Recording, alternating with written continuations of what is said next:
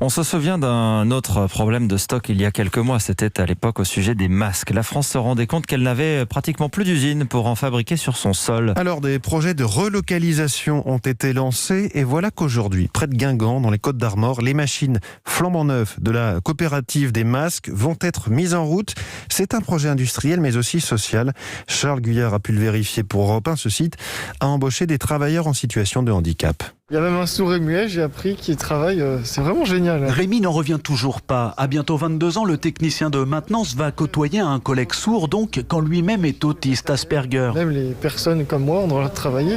On a des capacités. Ici, sur 21 salariés, un tiers sont en situation de handicap, mais au-delà du volet social, la coopérative s'est aussi fixé une mission que résume Séverine. On va démontrer que nous, les Bretons, les Français, on sait faire des masques. Des masques made in France comme on en faisait à 40 km d'ici, à Plaintel, jusqu'en 2018, lorsque l'usine a fermé, rendant ainsi la France dépendante des fabricants étrangers au moment de la crise sanitaire 2 ans plus tard. Aujourd'hui, l'idée est donc de relocaliser, quitte à être un petit peu plus cher, mais Guy Asquette, le président de la coopérative, n'est pas du tout inquiet. On est sur un écart à l'arrivée qui sera de l'ordre de quelques centimes de plus au masque. Les économies qu'on a faites en laissant tous délocaliser, finalement, est-ce qu'on n'a pas redépensé le même argent simplement pour de l'emploi qu'ailleurs? Le projet, il est construit pour répondre dans la durée à une sécurisation d'une production auprès des acteurs du territoire. Des acteurs déjà nombreux, puisqu'une cinquantaine de partenaires publics et privés ainsi que 1500 citoyens actionnaires ont déjà adhéré à la coopérative qui prévoit de produire au moins 45 millions d'unités par an. Grâce Charles Guyard, Europe 1.